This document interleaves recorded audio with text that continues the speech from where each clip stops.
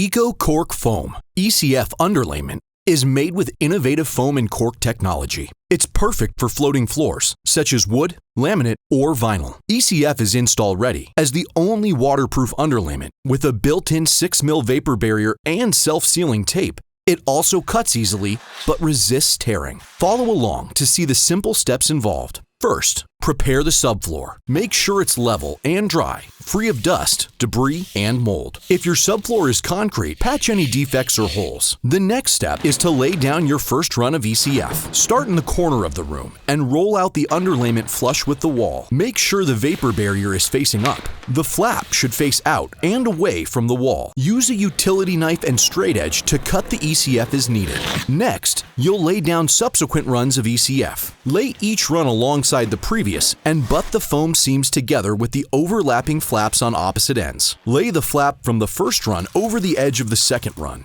If your subfloor is concrete, tape the vapor barrier film to the adjoining butted underlayment. Do not utilize the tape on the underlayment if your subfloor is wood. Once the underlayment is down, you're ready for the flooring installation. Refer to the manufacturer's installation instructions for your flooring. ECF can also be used with radiant flooring and attached pad laminate.